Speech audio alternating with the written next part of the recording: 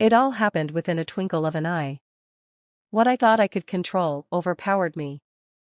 You know, we women most times think that we can handle every situation, but in reality, we can't.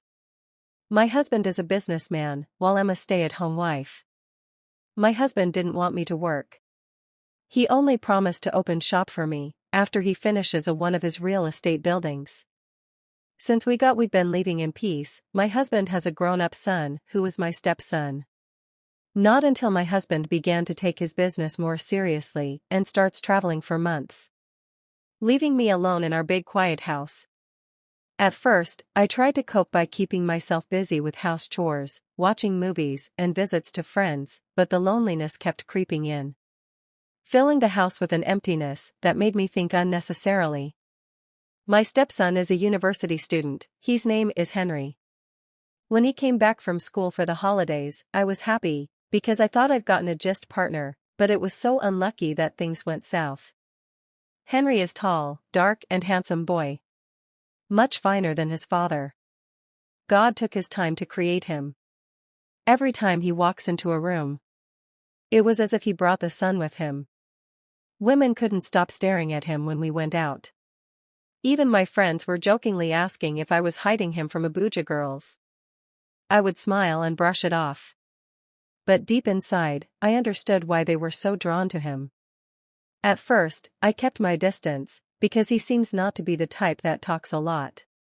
So I maintained my pace. After all, he was just a young man with the energy and charm of his age. But then one evening, I heard him in the kitchen, singing one of those new gospel songs. His voice was deep and smooth, and I couldn't help but smile. I walked into the kitchen pretending that I needed water.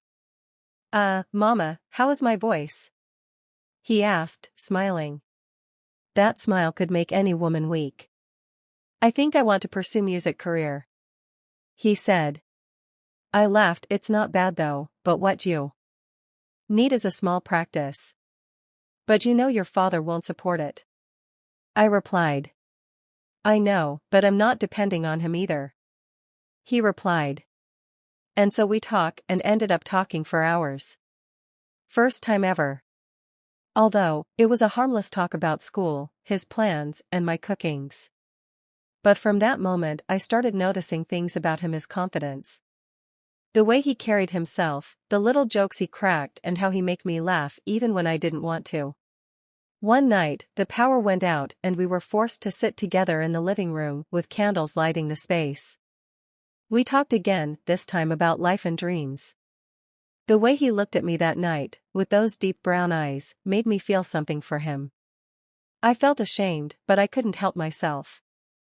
The first time it happened, it was like I wasn't in control of my body. We were in the kitchen again, joking about his poor attempt at frying egg. I went to correct him standing close behind him, and before I knew it, he turned around, and our eyes locked in. My heartbeat increased for a moment. He used his hand to brush mine. And the next thing I knew, we were kissing. I pulled away immediately. My mind blank. "Stop it. This is wrong," I said, my voice trembling, but he held my hand. "Mummy, I've tried to fight this feeling," he said, "but I can't anymore." It was as if he had unlocked the part of me I didn't know existed. That night, we crossed a line I thought we'd never cross. I told myself it was just one mistake, but it wasn't. It happened again. And again, each time I felt guilty, yet I couldn't resist. He became my escape, my comfort in my husband's absence. We kind of loved each other, we shared secrets, and for a while, I forgot the loneliness. But deep down I knew it couldn't last. I was playing with fire, and I could already feel the flames at the edges of my life. One afternoon, after another stolen moment with Henry, I sat alone in my room, staring at a photo of my husband and I. Just then, tears rolled down my cheeks as guilt consumed me. How did I get here? How did I let myself fall so far? But, just as I was drowning in regret, Henry knocked on my door. He walked in his usual confident self, and sat beside me. "Mummy," he said, his voice soft. "You're not alone. You don't have to feel like this. His words were comforting, but they also scared me. I was trapped in a way of my own making, and I didn't know how to untangle myself without destroying everything. We continued for about 2 weeks and my life became a mix of emotions. I couldn't explain, I knew what Henry and I were doing was wrong, but it was as if I couldn't stop myself. After each stolen moment with both of us, I felt like I was going to be fine. But the more it happened, the heavier my heart became. One Sunday afternoon, we were having lunch together in the dining room. Henry had just returned from church, looking fresh in his white t-shirt, the way it clung to his well-built chest. I couldn't concentrate on my food. My thoughts made me play with the rice on my plate. My thoughts had tangled me. "Mummy," Henry called, breaking into my thoughts. I responded, startled. "You've been quiet all through, are you okay?" he asked. I forced the smile. "I'm fine, Henry." But the truth is that I wasn't fine. My heart was pounding and I felt like the walls were closing in on me. I needed some space to clear up my mind of evil thoughts. So I stood up abruptly. "Excuse me," I said, rushing to the balcony. The cool breeze calmed my face, but it didn't ease the storm within. As I stare at the compound below, memories of my life with my husband flooded my mind. The way he used to hold me. The laughter we shared before his business trips became more important than our family. How did we get here? How did I let things get out of control? Before I knew it, Henry was beside me. "Mummy," he called out softly, his voice like a balm to my trouble. "What is wrong with you?" "Talk to me," said Henry. "I don't know, Henry," I whispered, my voice breaking. "I feel like I'm drowning, this thing between us. It's wrong. I can't keep doing this." He placed a hand on my shoulder, turning me to face him. "You're not wrong for wanting love, Mummy. You've been abandoned, left to feel like you're invisible. I see you. I care about you." This boy is so good with words, and before I could think, he pulled me into his arms, holding me. As I sobbed, it felt safe, but it also felt like betrayal. After that day, I tried to put some distance between us. I avoided being alone with Henry. Kept myself busy with housework and even started going out more, but Henry, he was persistent, he found ways to pull me back in. It was like he knew exactly how to break down my defenses. One evening, he convinced me to watch a movie with him. "Mummy, just a movie, nothing more," he promised. Flashing that charming smile, I hesitated but agreed, thinking I could handle it again. Another mistake. We sat on the couch, with a big space between us at first. The movie was a comedy and we laughed so much that for a moment, it felt innocent, like nothing has ever happened between us. But then, during a quiet scene, he reached for my hand, my heart raced. As I turned to look at him, his eyes were deeply looking into mine. "I can't help how I feel about you," he said, his voice barely above a whisper. "Henry." I started, but he leaned closer, cutting off my words. His lips brushed mine softly, and I melted into the kiss before I could stop myself. It wasn't just soft this time, it was tender, filled with emotions I wasn't ready to face. As the days went on, I felt myself slipping further. The guilt was always there like a shadow, following me everywhere. I prayed to God, asking God for strength, for forgiveness, but every time I saw Henry, my mind crumbled. Then one day, everything changed. My husband came back home unexpectedly. Thank goodness, I was in the kitchen cooking vegetables, when I heard his booming voice. "Where's my wife?" he asked. My heart stopped.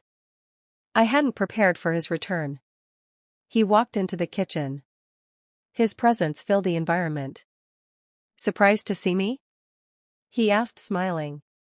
I forced a smile, my hands trembling as I wiped them on my apron.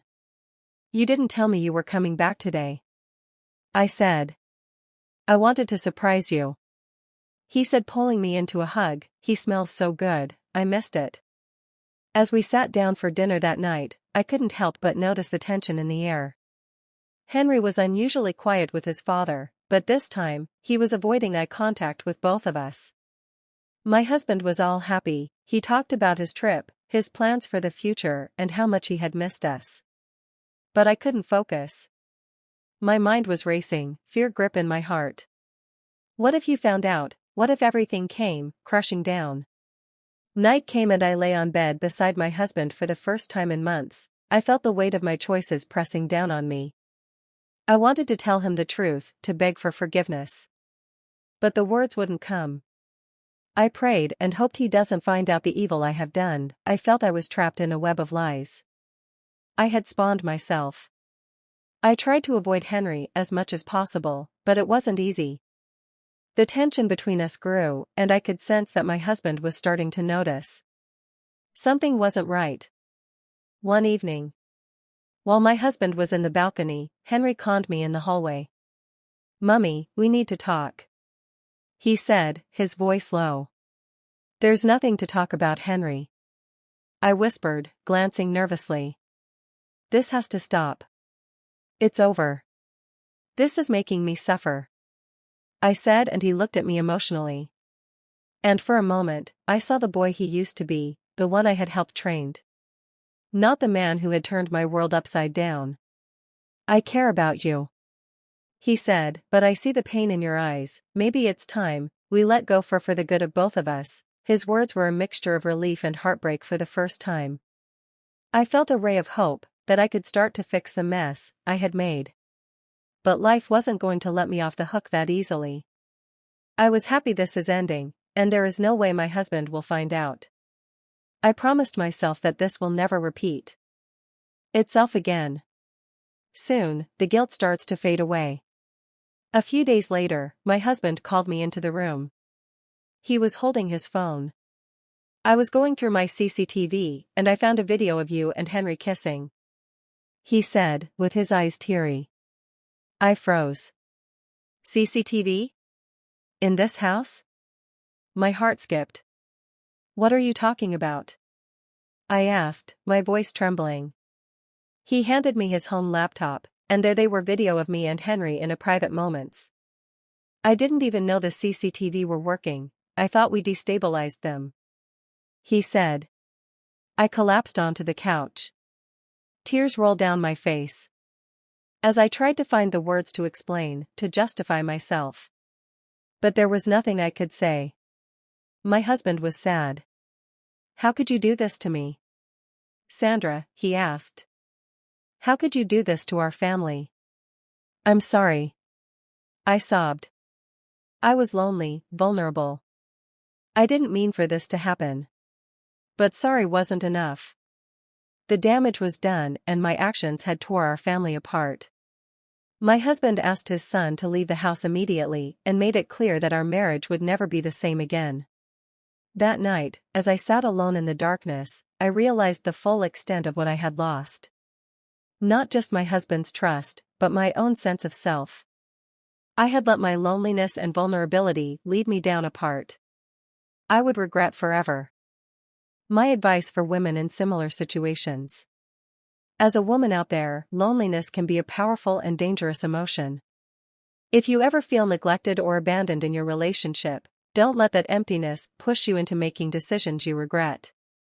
Instead, seek healthy outlets, talk to your partner, find a trusted friend, or even speak to a counselor, no matter how tempting the offer might be. Remember that the consequences can be devastating. Not just for you, but for everyone involved. Always prioritize open communication and self-respect over temporary comfort.